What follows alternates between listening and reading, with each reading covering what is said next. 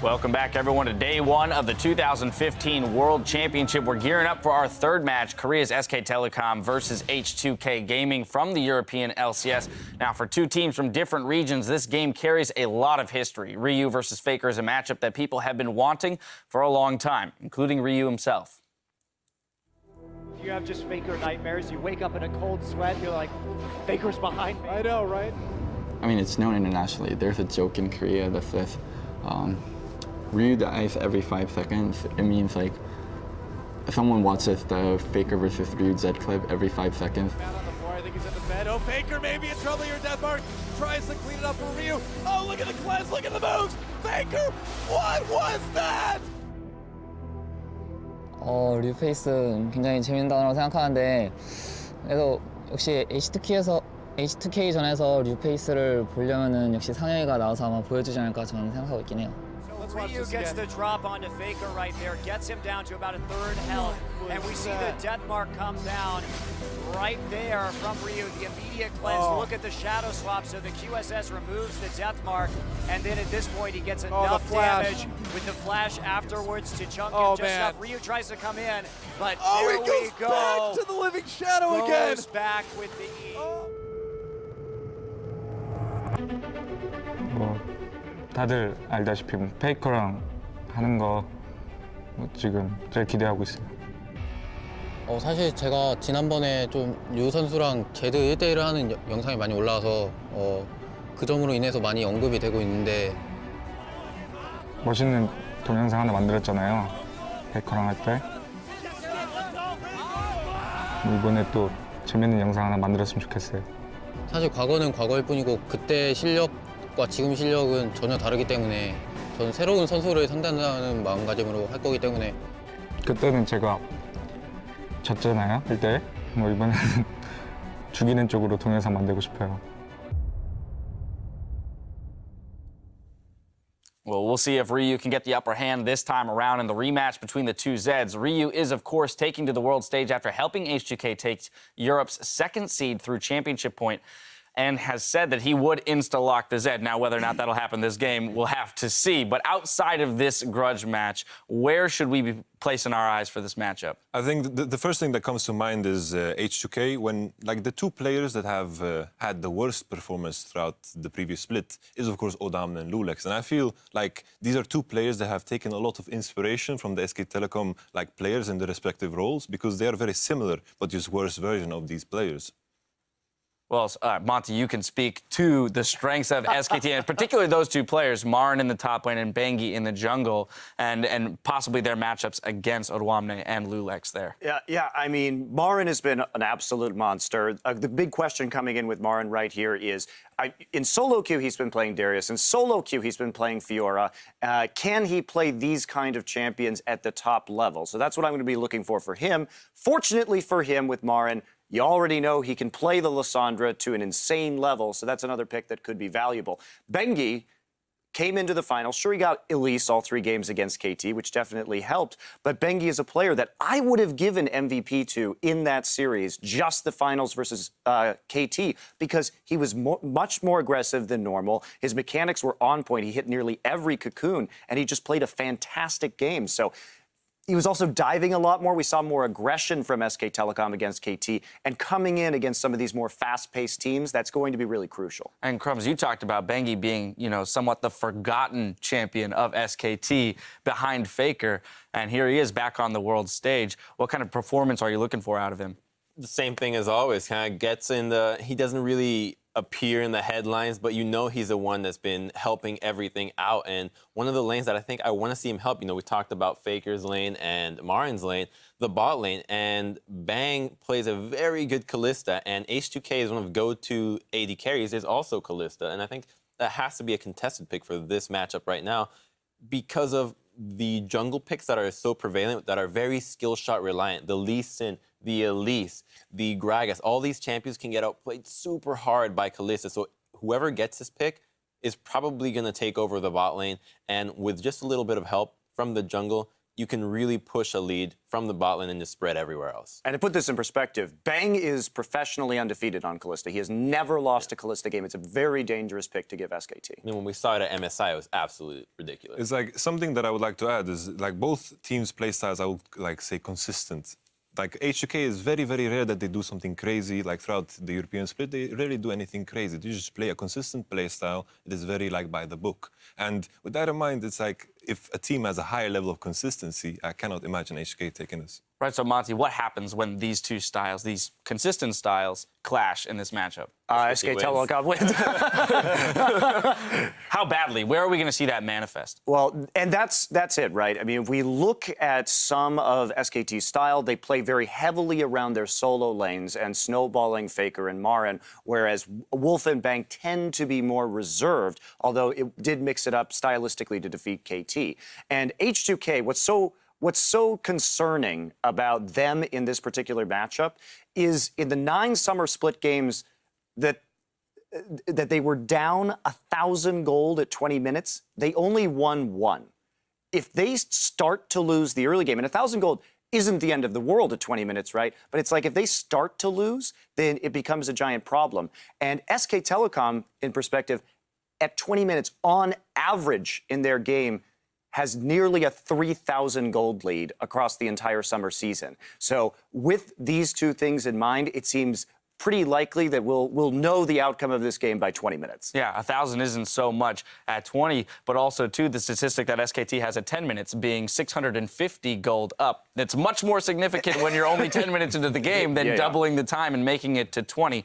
And that's right, because they go from 650 at 10 minutes to 2,900 at 29 minutes. They snowball ridiculously during the 10 to 20 minute period in the game. And that's when H2K can really fall on their face, and they can only win 1 game out of 9 when they're down by 1,000, much less 3,000. All right, so finally, Yamato, we're looking at H2K needing to establish an early lead if they have any chance here. Who are the players specifically, and where around the map are they going to create those advantages? I think definitely, like, it's so hard for me to imagine because I feel like it's just Master versus Padawan in a way. I feel H2K's playstyle is very, very inspired by SKT, and I feel like they're just outmatched in every matchup. But what I would just specifically watch is the bot lane. I think if anything would happen, it's in the bot lane because I think that is where they could get outplayed, SKT then. All right, well, we'll keep our eyes glued to the bot lane. Once again, it's time to poll you guys on who you think are going to win the game. Crumbs, we're starting with you this time around. I could do this one with my eyes closed. SKT, hands down. You could say the name with your eyes closed. That's not impressive, Crumbs. I can write it down. Look, I could do it as well. SKT. Monty, on to you. I mean, is there even really a question what I'm going to say here? It's obviously going to be SK Telecom. Not only that, I think this game will be over in 25 minutes. All right. Well, hang on. Cloud9 beat AHQ in 24. In 23. Yeah, 23, very impressive. So. Yeah. Do I dare to Finally. make predictions?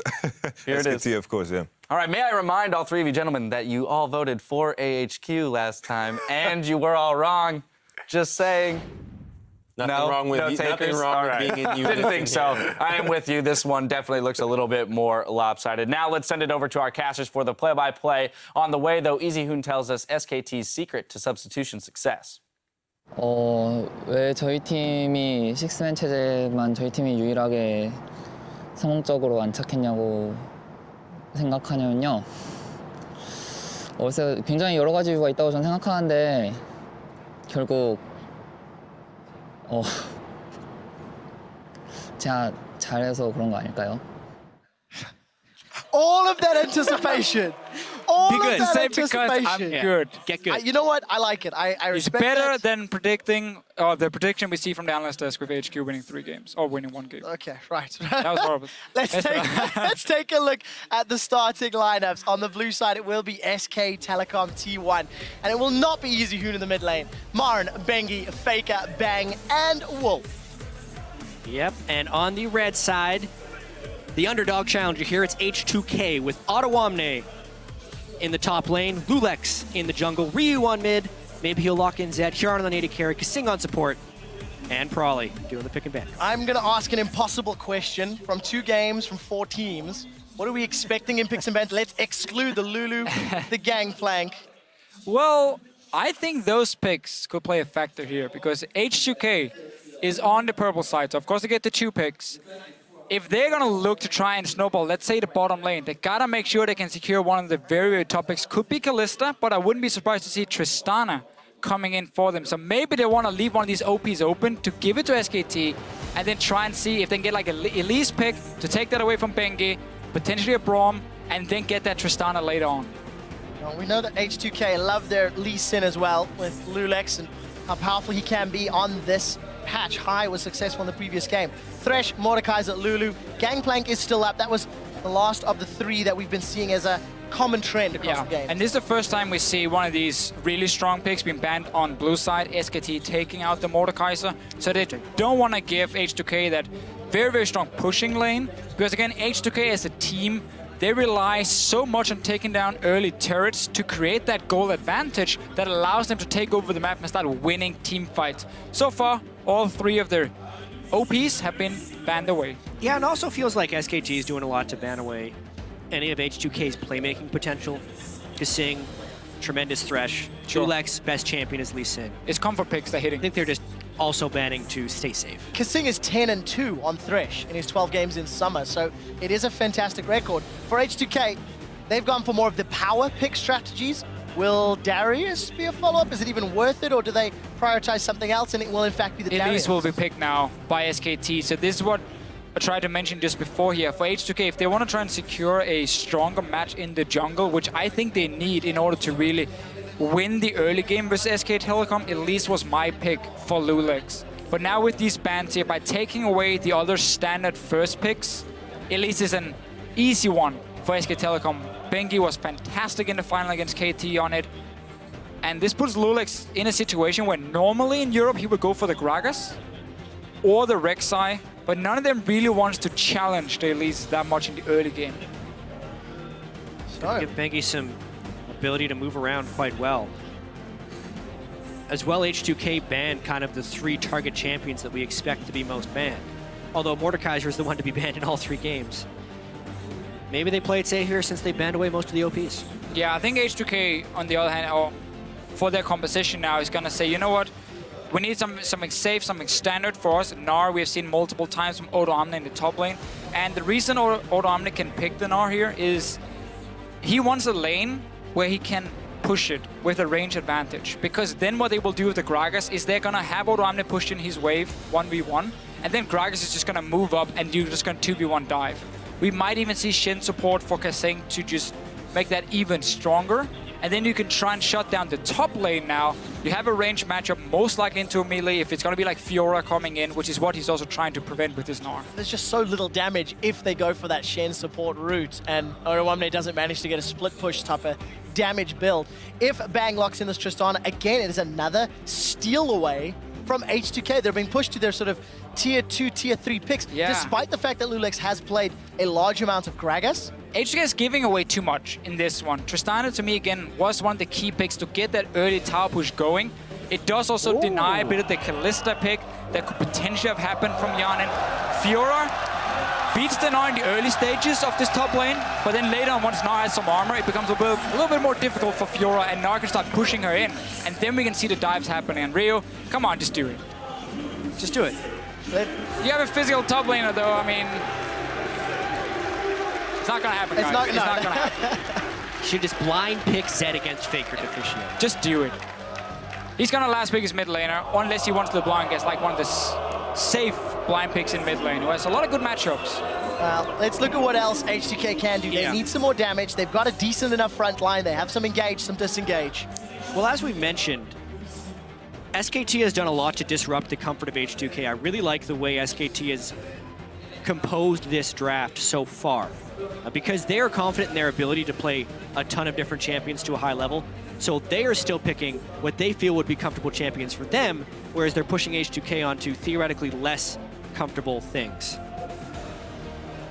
So we get the Braum. We mentioned it for Kasing. Yeah, it was either the Braum or going to be the Shen support for him. Sivir wants so H2K. I mean, this is again a very standard H2K comp, but also very outdated in many ways. This is what we used to see during the summer split, before playoffs even. Sivir taking so many nerfs, still offers that utility for a team and the fast pushing potential, but she cannot take down towers as fast as a Tristana. Faker has played Fiora mid on multiple occasions, so this could actually be a flex pick for SKT. They need some AP damage on SK Telecom, and that's It's what we're not gonna probably be going to Fiora. get. No. Okay. It could be fancy, but they need some AP damage. Azir is the safe blind pick. Ryu can take LeBlanc into it though, and try and outplay Azir in the laning phase. He can even go for Ahri if he wants that massive skill matchup. That's what. But he cannot fall behind. That's what Nagne tried to do in the finals of LCK. Wasn't that successful? No. Azir has been nerfed since then. Yeah, the audience, Zed would give them a whole bunch of physical damage. we're not expecting it.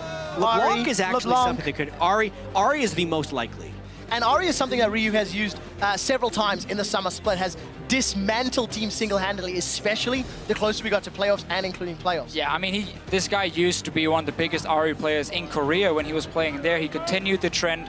Whenever I talk to Prolly about Ryu, he always says, oh, Ahri, yeah, just give him Ahri. He will make big plays. He will try and carry our team.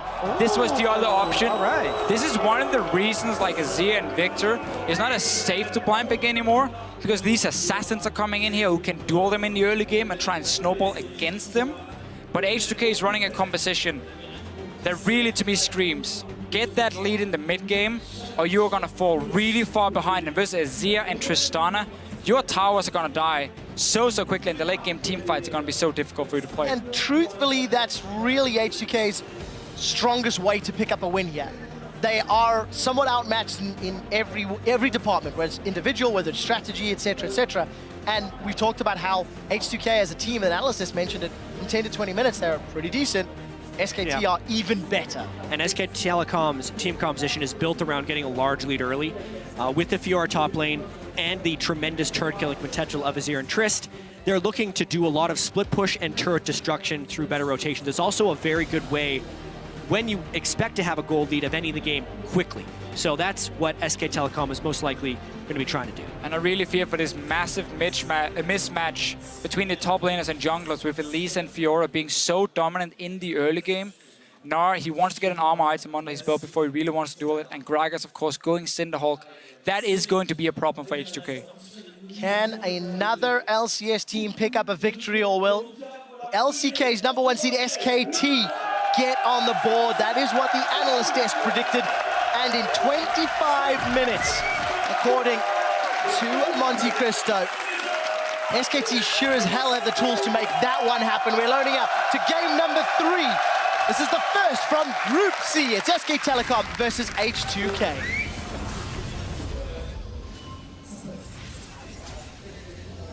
So, standard lanes or lane swap. We've mentioned how Fiora can beat Gnar early. H2K have done a lot of lane swaps in Europe and usually favor tower diving when looking to push the tower. Right, and specifically lane swaps in the LCK often result in the top laner getting the majority of the farm. As far as teleport usage and experience gained on top laners, LCK is ahead of everyone else here, so it actually fits quite well for Marin to be on a carried top laner of Fiora. He's played mainly tanks during the regular season, but now want to carry his large amount of gold share that he gets from the team, maybe put to some better use. The top lane swap focus, though, from SKT is often what's fairly weak against their fast push we see a lot in Europe and in NA, because it simply means that his team won't have time to move up and defend him once he TPs into that tower, because H2K will already be on that side of the map with 4 members and ready to dive him. Just forcing him out of the jungle, taking over this side. You see the 3 wards to spot every single entrance. SKT has just responded, getting very good wards into spot where H2K will be starting. And H2K pretty smartly walks out away from that blue buff. They would have potentially been outmanned by SKT, but also because SKT put the deep ward in the red buff, this makes a very well-informed start for SK Telecom. They're going to get pretty much whatever they want now. Yeah, you're going to see Lulex and Odoamne on the top side. So right now for SKT, either they expect the bottom lane for H2K to have recalled, but they will return very late to the bottom side, so they're expecting them to be up here as well. And now you get the 2v2 lane for them. So Fiora gets her 1v1 in. That's the key thing. It's not about the bottom lane winning. That's going to be basically like a sustain lane against each other.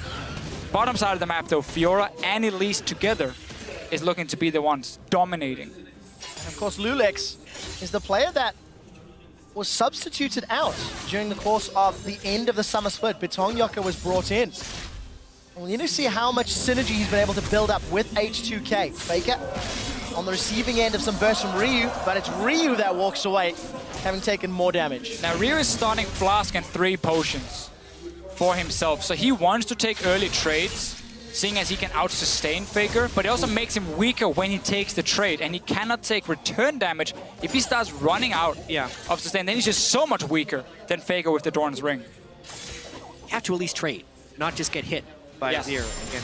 But Azir is pretty annoying because he has these soldiers standing so far ahead, and you're trying to last hit and just be a nice guy, and then smack, smack, smack. Very true. Lauren jumps in, lunges forward, and hits one of Odoamne's critical spots. And this is specifically the result of the early game play by H2K. SKT had great knowledge of where they're being, and Bengi, being the smart jungler that he is, goes right in and denies Lulex. Such a smart play there. This goes all the way back to level 1, where Marin kept walking towards the bush, and H2K was still standing there with the dual lane. Kasing kept hitting him with his Q, so he knew he was on the top side of the map.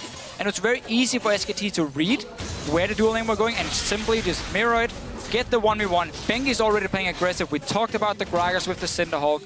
So far, SKT is off to a good start. Yeah, and this is an example of a jungler who is in tune with his team's plan and a jungler who is not. Even based on the level 1, when H2K did the deep invade, they had no one guarding Lulex's own jungle start to see that he was spotted Chain or not. on the minion. Meanwhile, the rest of SKT was willing to counter-invade to push H2K away from the blue buff area. And the long result of that means Bengi can just go and counter-jungle the blue buff. And Lulex should and would have known that that would be a possibility and would have needed to have his team play around him, but nothing has been done to protect him, and therefore Lulex is far behind him. It's just so hard, though, in the early game to protect, because if, let's say, Odoamne leaves the bottom lane to go in and force Bengi out, he falls even further behind in farm compared to what he is already. Yeah, well, Bengi is one step ahead again. Ryu may be in trouble. The chains connect onto Faker. There is the Mimic. Ryu's going to be chomped down by Bengi. Takes a turret shot, in fact. Ryu not going to be able to reply, and Lulex too late to the party to make anything happen. Still some charges left on the Flask and 1 potion for Ryu or Biscuit. We'll grab it so far, with all these early trades, he has managed to force Faker back and use the sustain in his advantage. Top lane, a bit as expected. Not a whole lot happening, some early trades, but keeping fairly even in farm. But truthfully, despite Ryu trying to put pressure on Faker, it has not resulted in a lead. They are even on CS. Faker's got that second Doran's and Amp Tome as he's returning to lane. Ryu now backing. And it's even CS across the board. Look at the bottom half of the map. Bengi is about to come jump in on Odoamne. Those vitals are exposed. Marin's gonna lunge forward, pop the vital, flash away. One more attack is all that's needed. Marin goes in and flashes out for first blood. First time Odoamne gets a chance to push their wave back because he was so close to his tower. Bengi is already there, and Lulex is on the opposite side of the map. So Odoamne, I know it's such a tricky situation for a top laner, but you just gotta leave the farm right there. You gotta go back, get a ward for yourself, because you know this can happen. Based on the position of the lane, his ward would not keep him safe. He had the ward in what I like to call the too late brush, because by the time you see someone in it, it's already too late, and he was pushed up in the wave. Yeah, you gotta get that extra side. Yeah, it did burn 2 flashes from SKT, so if there was a return gank of some kind by Lulex, and they didn't have a 2-on-2, they would be able to turn it around. So at least it wasn't a total loss. A small timing window if H2K can take advantage, but at only 6 minutes is a 700 gold lead for SKT.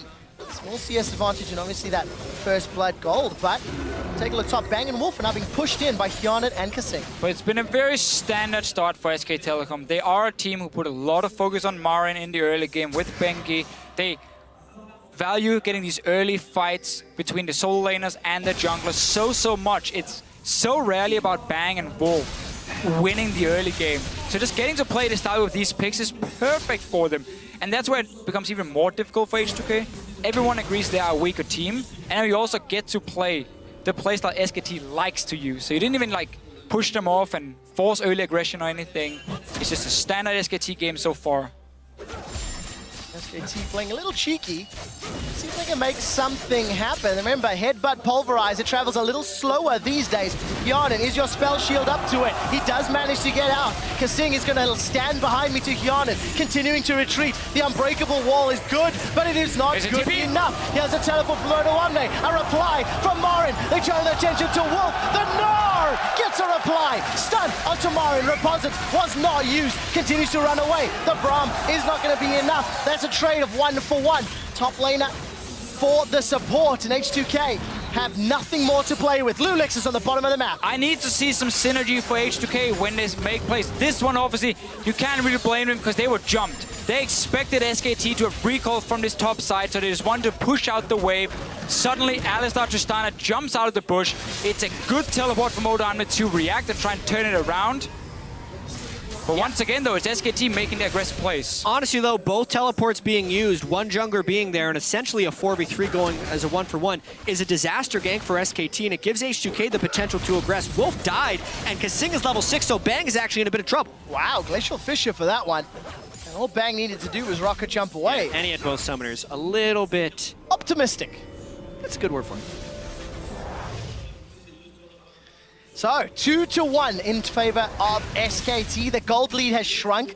Ryu's earned a minute CS advantage, continuing to try pressure Faker, but this LeBlanc, dare I say, counter pick, it's not shown through yet. Marin lunges forward and procs that vital on Hyonin. I mean, Ryu has had a good laning phase so far. He was ganked early on, managed to escape it. He's ahead in farm on LeBlanc here. He has a good back timing already straight towards his Morello Nomicon. So Ryu so far can be fairly happy with how the early game has been going. And if it wasn't for SKT setting up that trap, we could potentially have seen Lulex be part of a gank as well. But he's just been a little bit unlucky, and then also a little bit bad timing for him where he is on the map when action happens. And I think important to note, Hyonin now has a BF Sword and Avarice Blade versus the Pickaxe and Avarice Blade of Bang's Tristana. So, in theory, more fighting power on Hyonin's side. Well, they're in different lanes, is one thing. Bang, I think smartly for SKT, swap back around the 10-minute mark. Trist, especially if it's going to be in a 2v1, can get a lot of turret pressure, not to mention Dragon advantage. Oh, the root connects. Fake is coming. throwing out the soldiers. Lulex does have access to that satchel, barrel rather. They're not going to get it down. So if you notice the positioning here for Faker doing this trade, he's always moving down towards the bottom side of the map. Because we had to swap around, and H2K sent Kasing and Hyonin to the top side of the map, they completely lost control around Dragon. So Faker knows there's backup and there's zero vision for H2K, meaning Lulex cannot flash forward and take an aggressive one. Hyonin, on the other hand, he makes really good bait. The grand challenge comes out, but here comes Lulex. The body slam does connect. Beautiful play. Goes down, and the three-man dive gets the kill.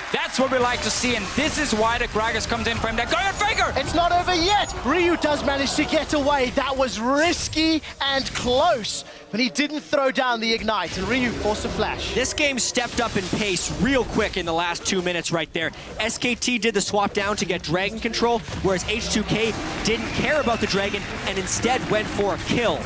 It could have been a dive that SKT planned on Odoamne. They did not go for it. They instead used their 3 team members to go for the Dragon. And H2K does actually come out of this with a gold lead at 10 minutes. Who would have thunk it? I like this Sivir pick because it means Hyonin can just keep pushing in the wave whenever there's a chance, and then H2K get to play their style with the dives from Lulex.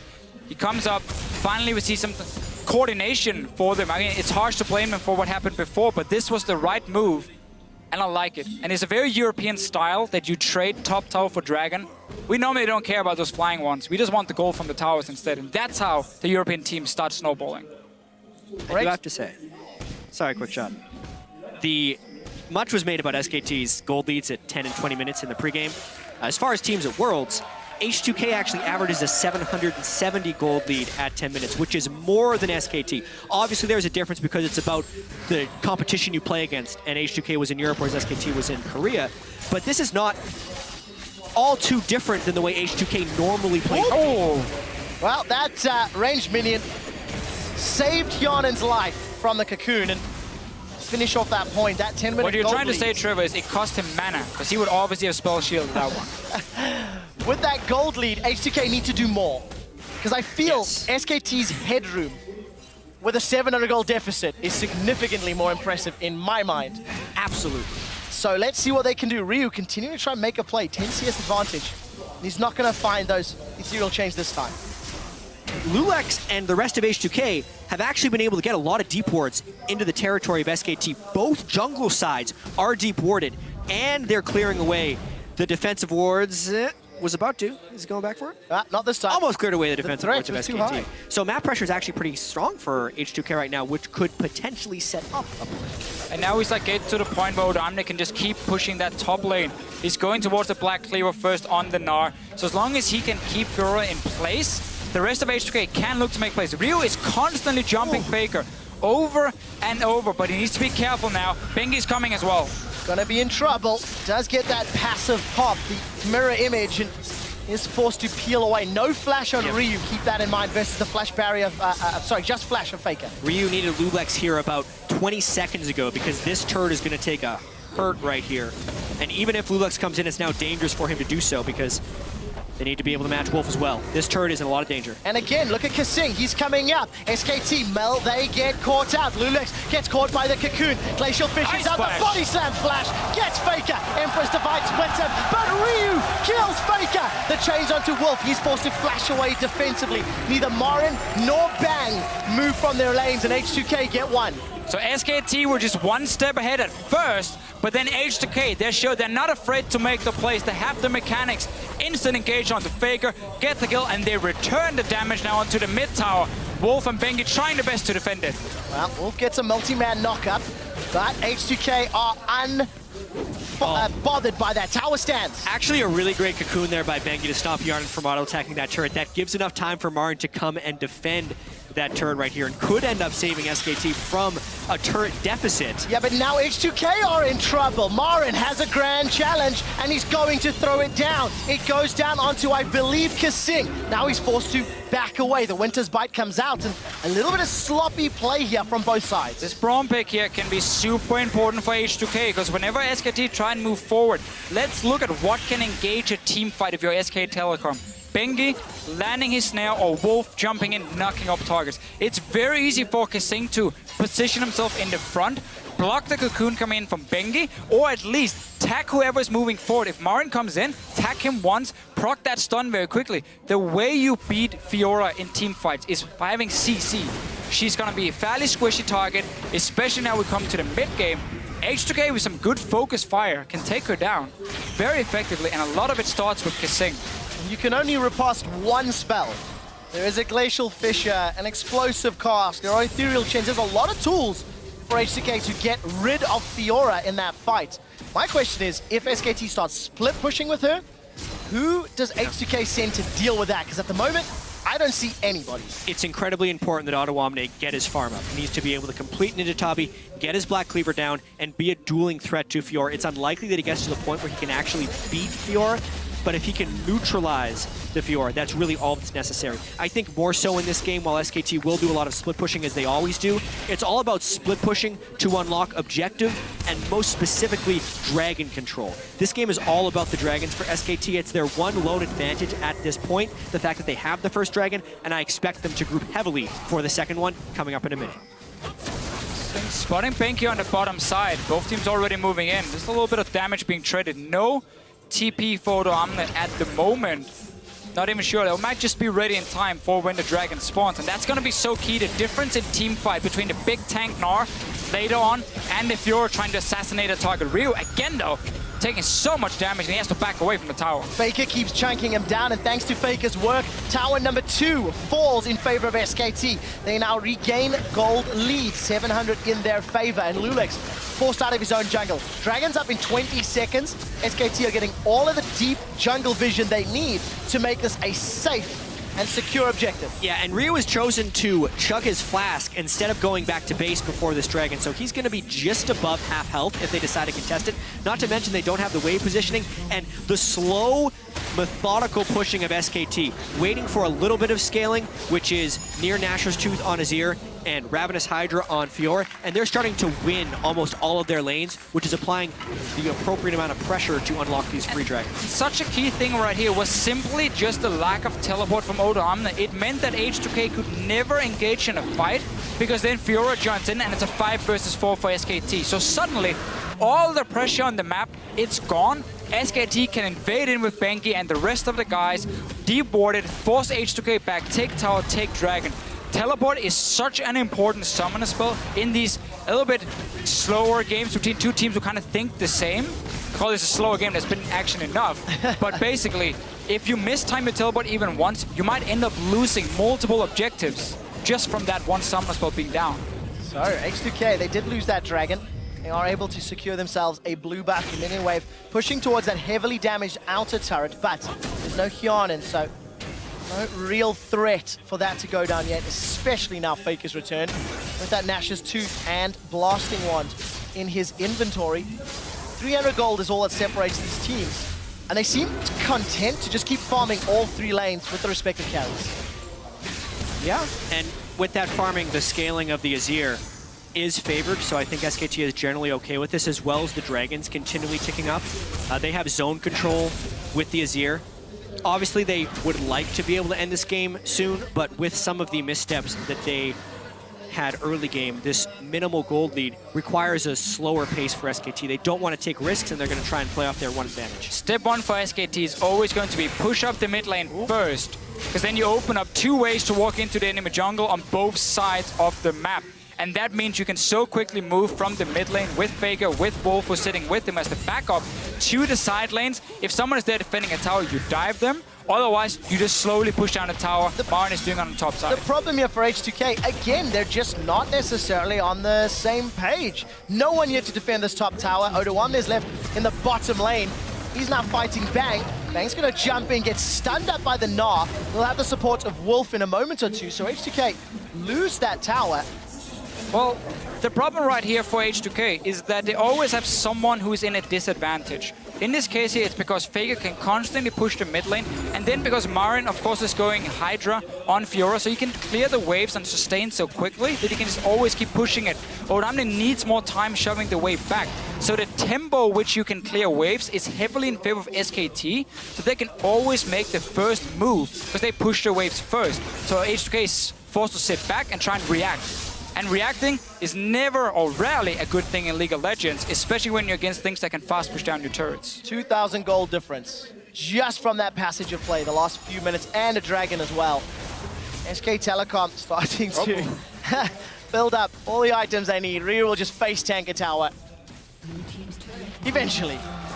And that will at least even up that gold somewhat, but as it stands, H2K, they've now grouped bottom. Actually, take a look at this. Lulex hanging on the wings, and but the turret's instantly gone, or the minion wave is instantly gone. If SKT does anything well, which is pretty much everything, but the thing that I think they do best is wave manipulation and control. Specifically with this team composition, trying to keep almost every single wave at a point of threat at every stage in the game kneecaps the opponent, and it makes it so they can't make aggressive moves because they're always standing to lose something by even attempting it. It's why this game is staying so low in kills, is because the tempo of the wave clear by SKT is so far ahead that of H2K. If H2K wants to break this cycle, they have to find a giant fight anywhere on the map that can't be disengaged. But then you look at SKT, they have the Azir knockback, the Tristana knockback, and an Alistar, so it's easier said than done. What H2K needs to do right now is they have to put Hyanin in the middle lane, because he's the only guy who can match Faker when it comes to pushing in these waves so quickly. And Ryu, you need to enable him to look for picks other than just jumping Faker over and over, because there's early magic resist coming, there's going to be an Abyssal, he has barrier. He's not the guy you're looking to one-shot right now. You need to find a Tristana, or you need to go to the lane and 2v1 against Marin on this Fiora. So Hyanin has to sit in mid lane. Whenever he keeps going bot lane, it just goes even in that lane between him and Tristana, and then SKT wins the other two lanes in terms of pushing, and that's a big problem for H2K. It really is, and again, we'll talk about a little bit more numbers. Ryu's going to jump in on Bengi. Repel will be able to get him out alive, but H2K is a team of traditionally either won early and won the game or lost. When behind at 20, they're 2-8. Whereas if they're ahead at 20, they're actually 16-2 over the course of the summer split. So stark differences. I'm not going to call 1,000 gold the end of the game yet, but for H2K, they are not in control of this match at all. No, and the other play they could have made here, or should make, is if you want to stop these dragons from happening, when you play with an assassin, it's very important you get to the dragon first and you start setting up deep or not deep wards, but just pink wards. So you have bushes where you can hide out of vision for Ryu and then surprise SK Telecom, get to the backline and one-shot a guy. But they have 0 pink wards on them, so they cannot contest this dragon now. So while I agree with you, I don't think SKT is, or I don't think H2K is ignorant to the fact that that's what they need to do with an assassin mid laner. They just can't because SKT has so much wave pressure and so many deep wards. If they ever try and wait in a brush, they're losing a turret. Well, I would argue right now that H2K have done a good job at least keeping the waves fairly even. They just had an opening to go in towards that dragon and try and secure the area. Obviously, again, it's not as easy as I'm saying here. Now you end up walking into HKT instead. Well, there's the shuffle. Faker's got Empress Divine. Nice That's a flash again. two-man body slam, and Faker's down. The Empress Divine not even used. The Gnar is not going to get channeled just yet. Bengi's going to be the next focus. Yarden was able to kill Faker. Now Marin's looking for Ryu and might just find him. Bang challenges down, but Ryu's going to stay alive and get away. Bang, left uncontested on the back line. He continues to auto-attack. Wolf with a two-man knock-up. Yarden, get in the fight, man. No auto-attacks down yet. The boomerang goes out. Not going to fly slow. Wow, Marin just eviscerates. Beautiful play. That's a double. Yeah, What an outplay. And SKT demolish H2K. He completely baited SKT, right? H2K, sorry, right there. He jumps in, and when Ryu thinks I can one-shot this guy, he blocks the damage. Holy crap, Marin. Faker gets caught out at the start of that fight. And because H2K had been pushed in for so long, they pile in. And honestly, this was H2K's fight to lose after they killed Faker. At the very beginning of this fight, Yarden actually trades a nice amount of damage with Faker, and Lulex times his body slam flash just right and gets the knockback. So Faker, gone. At this point, Marin's teleport completes and he is now in the fight, but it begins kind of a 4v5. He gets a ton of damage down onto Ryu right away, takes him out of the fight. So that's already essentially a kill because Ryu doesn't do anything for the rest of the fight there. But this is where the fight gets impressive. H2K could back away, take the 2-for-1, and then reset a dragon, but they get greedy. They want more. Marin dashes in for a kill, and then look at that. While he's channeling, you cannot deal damage to him. With that fight, they go straight for Baron. This game is not over yet. Wow, 3,000 HP on Baron. H2K drips and drabs. There's no teleport for Odoamne. He's far away. SKT managed to get Baron secured. It may be at Wolf's life cost, though. No, Kasing forced to jump backwards. Unbreakable. Here comes Odoamne. He's in Mega Gnar already. And SKT managed to get out with some aggressive posturing. Baron secured, and that dragon as well. And we really get to see why Fiora is such a powerful pick on this patch right here. The damage you can deal whenever Marin jumped in a matter of just 2 seconds, he would chunk H2K down to nothing. Didn't get to proc his ulti, which normally is the almost guaranteed win in a fight if he does. Now, another fight mid lane, though. Well, take a look at this. Bang, looking for those critical hits. The QSS has been used, and Ryu's forced away. Look at the mid lane. SKT, they're pressuring the tower. When SKT has an inch, they take a mile. They win the team fight. They go straight for Baron because Odoamne went down bottom, and now they're trying to use these Baron minions to demolish the turrets. Azir and Trist live for these types of sieges, and they want to push. H2K did enough damage to SKT that they may repel them for now. The only reliable wave clear on the side of H2K is with Hyonin on that Sivir. And he's going to have a tough task. As long as those Baron Empowered minions are knocking on his door. Ryu, 1-1 on that LeBlanc. He tried to pick off Wolf, but gave up some positioning in that mid lane a moment or two ago. And fight before Dragon, he tried to get Marin, but once again, it's so hard for him because Marin can block so much of the damage, the burst coming, and then he can just instantly dash towards Ryu and take the fight. And there's obviously 0 armor on LeBlanc at this point in the game versus Black Cleaver and Hydra on a Fiora. I mean, that's very one-sided. I will say that this game is much less one-sided than many were expecting. We're 26 minutes in. The gold lead is only 4,000. The game did not end at 25 minutes, as Monte Cristo made the bold prediction on the analyst desk.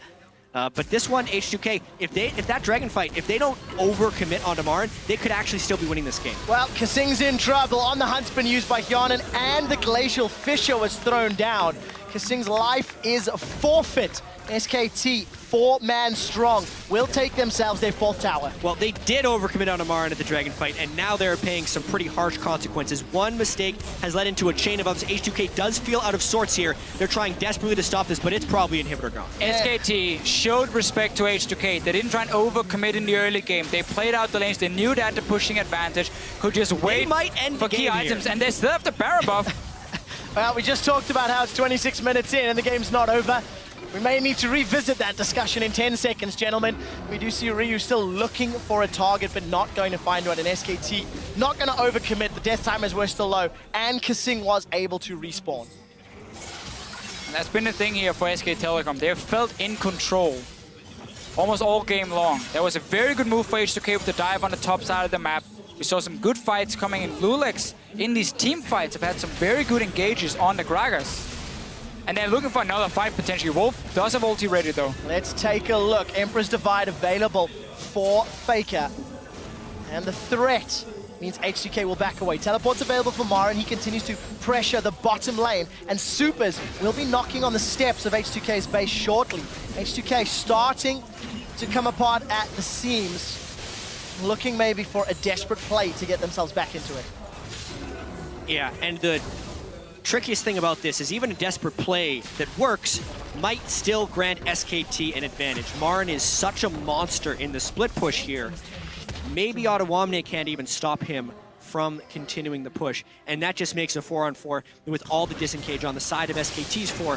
H2K is in a lot of trouble here. A lot of this goes back to the pick and ban phase as well, where Elise was the first pick for SK Telecom after H2K ban out a lot of these OP picks. They keep trying to look for something. Ryu jumps in, doesn't really pull the trigger with his ulti just yet. But getting that Fiora and Elise combo meant that H2K couldn't fight against Mara in the early game. They gave up first spot as well with the double flash used from SK Telecom, which kind of starts the whole snowball. It went fairly slow, but it was in control of SK Telecom. And now we gotta have to see what Marin can do in a team fight on a very farmed Fiora. Farmed and fed. Over 10 CS a minute at this point in time, involved in 7 of his team's 8 kills. Secured 5 of them himself. Marin is a monster. And is able to just pick apart whoever he chooses. Yeah, 4,400 gold difference there, and you can see SKT gained 2,400 gold from the moment right before they had Baron till the expiration of the buff. So adding significantly to their advantage. Yeah, more importantly, open up the base, get inhibitor down. You have 3 dragons to 0, so you have multiple ways you can now play it out if you are SK Telecom. There's barely anything wrong you can do other than start splitting up and allowing Ryu to get maybe a one-shot if Faker randomly walks into him. But as a team, SK Telecom should never make that mistake. H2K looking to see maybe we can sneak a tower in the mid lane. Too late Not this though. time. H2K are just being outplayed across the map here. SKT continually finding advantages, and while the 4-man SKT pushes down the bottom, again, Marin is on a side lane. He's looking to secure that top lane in a turret. Ottawamne is going to go mega, and SKT pay it the proper respect, backing away. His will be quick enough. Glacial Fissure not there. Look at Ryu on the left-hand side of the screen. It's just not going to be enough. And that Sivir ultimate down. Still no response from Marin on the other side of the wave. SKT's going to get some big advantage out of this. Another tower's going to fall shortly. Marin is going to chunk that one away. He's got GA available. We're actually going to cut over. Ultimate thrown onto Ottawamne. But Marin's going to back out, and it's just, there's too many balls for H2K to juggle, and they cannot. Wow!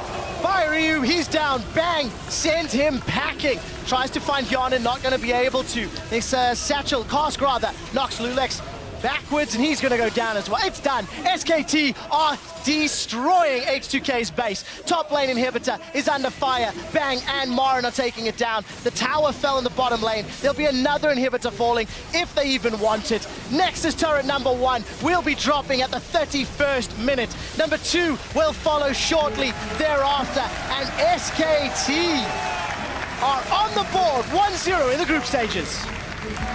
And quick shot, it was so systematic. 31 minutes is a fast game, but it felt slow. H2K looked to be having a gold advantage, because they did have a gold advantage for a lot of the game, but they never really had control of the match. Every time they went for a play, SKT would have an answer or pressure somewhere. And it's an adequate start for SKT here. The small openings there were for H2K, they didn't take advantage of it. We didn't get to see the pink wards trying to set up Ryu to create some picks. He was stuck in the mid lane against Faker all game long, so that full control of where the assassin was on the side of H2K. But we have seen 3 games today now where once a team gets a fairly good goal lead, they can close it out very effectively. The teams really know how to use the composition. Cloud9 with the Siege comp to start grouping with Veigar, Tristana, take down towers. SK Telecom here using Fiora to split push and then just put Tristana and Azir together and take down these towers. So far for me as well, I'm seeing Tristana as an AD carry, who's having so much value because she's so good at fast pushing down these towers here, because she can handle herself in basically every single lane. And it just becomes a very safe pick in otherwise a meta where there's so many crazy picks. Yeah. North America was on the Tristana pick long before other regions. They were using it for heavy turret pushing. Good job, guys. You're a little early to the party for once. It seems. In the first three. It seems. It's working out very well. SKT... It's a promising trend. Maybe a little slower than what we were expecting, but still executed as flawlessly. There are very few things you can look at in that game and go, well, that was a mistake from SKT. For H2K, I think there's more worrying trends. Lulex, again, not where he needed to be multiple times throughout at least the first 15 to 20 minutes. Yeah, I think it was a very difficult early game for him to play. One of the big fights we did have was, again, the surprise jump from SK Telecom. So obviously you can't really fault him for not being in position. Yeah. But we never got to see the coordination between him and the rest of the team other than that one dive in top lane. Well, we will get to see a little bit more from H2K and SKT as the group stage rolls on. For now, though, we're going to send it over to the analyst desk to break down SKT's first win. Thank you. Quick shot. I'm coming to you first, Yamato, because you spoke about the consistency and the similarities between these teams, with SKT just being a superior team. Now, we did see the gold lead between these teams to be relatively similar up until the 20-minute and beyond mark. Do you feel that this game was pretty much an accurate representation? I think exactly. Like the game panned out as I thought it would be. I think H2K kind of stepped up. I thought they played better than I thought they would, but it kind of showed the similarities, and SKT were just a step ahead in almost anything that happened. Oh, I disagree. I thought SKT played a lot worse than I expected. Faker, oh, that's true, yeah. Faker was so cocky with the engages against Gragas, just getting flash slammed every single time. It was very telegraphed, and it was basically just Marin carrying on Fiora very hard, as well as out-pressuring H2K with the wave control. Well, and that was a part of it, too. I mean, I don't agree with Faker's kind of macro or micro decisions when he was trying to go in, get fancy with the Sand Soldier bending and everything like that, obviously. And I think he was late on using some of his summoner spells at times, so it wasn't looking particularly good for him in team fights. But if we think about how they played around that mid lane and the pressure that Faker was consistently putting down, bottling up this LeBlanc, really preventing Ryu from going anywhere, getting the deep wards in and starting to take over the enemy blue buff, that was a much more positive sign. That said, Marin was pretty late on some of his TPs to some of these fights, and his individual performance once he got there was okay, but he needs to react faster because these skirmishes are going to be the story of the good teams at Worlds, and he's got to be there on time. So a little bit of rust there for SKT, but the Fiora has been mentioned, and it speaks to me that H2K had the opportunity to first rotation Fiora if they so pleased. Didn't, stuck with the Gnar, handed that Fiora, which is a relatively powerful champion. We've just watched it take over a game. What does this say about Ottawamne for future games in this group? I think taking the assessment that, I think they were hoping that Fiora was, that Marin does not play Fiora. I think that was, the idea of it, because Gnar is not completely, a bad pick. I think, pick and ban-wise, I think it was completely fine. Even though, my only surprise is that the first two games of the day, Fiora was open and not played. That is true. We did not see that. Monty, I want to go back to the statistic that you threw out in the pregame, which was, the 10 to 20 minute for SK, which we didn't necessarily see, but what we did see was the statistic around the deficit for H2K. Exactly a 1K gold deficit at 20 minutes, and they were unable to secure the win. What's going on there? They're bad when they're behind. What do you want? They can't come back. I don't think it was a surprise. I think that it was. I predicted 25 minutes for that game. It ended up being 30. But SKT decisively closed that out, and you saw how well they chained objectives into each other. And there was really no way that H2K could respond after that. But a lot of that was just the vision control. We know that SKT is a great team around Dragon. That is a big priority for them, and that was just another win condition to help close it out. H2K couldn't get vision down on anything because of the pressure, and it's really difficult to come back in that kind of situation. I think we're really starting to see the strength of Elise, and it seems like the teams are really undervaluing just how powerful this champion can be in terms of pick potential and the ability to take objectives down faster than any other jungler right now. Gragas is nerfed. He doesn't really offer that ability to take objectives very quickly or get those picks without his ultimate. He's really relying on that ability. Elise at all times is going to be used so she can solo the dragon very easily. She will assist in Baron better than almost any other champion with the Spiderlings, Tankling, the percent damage in. I think it should be banned more. Like, we're seeing these first picks over Fiora, over... I don't remember the other ones, but we're seeing it as a first pick. Like, there's a huge priority in this champion, and I don't want to see these teams lose just because they let this champion go through. A lot of priority there. Final thoughts, Yamato? It's like when I think of the Elise, I just wanted to elaborate about how I see the Elise. I feel like Elise is a champion that almost guarantees you to have the stronger 2v2 matchup in top lane if you fight, just because Elise is just so much stronger than any other jungler in the game. I think that is the main idea behind Elise. Exactly, and in the mid lane, when we saw Faker chunk out Ryu, since it was so aggressive, Elise can show up to mid at any time and just 2v2 the lane and just take the tower. You're going to get more tower damage, and Gragas cannot do a thing about it. Now, I want to push us ahead to our next matchup. Get your predictions for the EDG and BKT matchup that is going to be coming up. I have a feeling I know which way this one's going as well. It's a very agreeable desk today when it comes to predictions. Monty, we're starting off with you. Well, I think realistically, the Titans are going to be more like the Titanic in this tournament. They're going down fast, and they're going down hard. It's EDG. All right, Crumbs? It's EDG as well. Come on, man. It's a format. The graphic is up. I have to do it. What do you want from me, Yamato? Close us out. EDG. EDG as well. Well, no surprises there. We are going to step away while the team set up for our fourth game of the day. As we go, we'll get a closer look at Chips and Noir and the amazing French League community that has been bringing the hype to this year's World's Group Stage. Et c'est parti pour la grande finale. League of Legends, c'est hyper développé en France. Et on en est arrivé à avoir une énorme communauté de joueurs. Les gens sont hyper investis au niveau de l'e-sport. On essaie de le diffuser en masse, autant de compétitions que possible. Et les gens suivent la scène, ils sont passionnés, ils sont super intéressés, ils ont toujours leur mot à dire. Tout le monde est bouillant et j'ai l'impression de regarder un match de sport traditionnel. Puis il y a eu les All-Stars à Paris l'année dernière qui ont vraiment bien aidé l'e-sport. C'est surtout cette année que ça s'est vraiment bien concrétisé, quoi. Et ça va continuer, je pense. Il y a toujours de l'ambiance et on voit tout le monde devient fou dès qu'il se passe un truc. Chez soi, c'est aussi bien de regarder un peu, mais on ressent pas autant qu'ici avec tout le monde qui devient fou pour rien, avec tout le monde qui fait du bruit. Et puis il y a les commentateurs qui sont juste à côté et qui mettent vraiment de l'ambiance. Avec tout le monde, c'est vraiment pas pareil. Et les Français aiment crier. Les Français, ils ont le sang chaud. Moi, je trouve que déjà la communauté est motivée et passionnée et très bon esprit. Et je pense qu'on a un des meilleurs publics du monde. Il y a vraiment cette passion et cet intérêt incroyable pour le jeu. Et je pense qu'au niveau du public, la France renvoie une excellente image dans le monde sur League of Legends. Le fait d'avoir pendant 8 jours les Worlds chez nous, c'est juste fantastique en fait pour la France. Et pour moi, c'est juste la récompense, c'est la récompense ultime. C'est un très beau cadeau. Enfin, honnêtement, on n'osait pas l'espérer. Je pense aussi que c'est une récompense. C'est une récompense pour les Français qui a un public vraiment passionné. Quelle que soit l'équipe, on sera toujours derrière l'équipe qui gagnera et on sera toujours derrière le challenger par exemple qui pourra prendre la meilleure équipe et essayer de les battre. On dit qu'on est l'un des meilleurs publics du monde et je tiens à ce que ça le reste et on donnera le meilleur.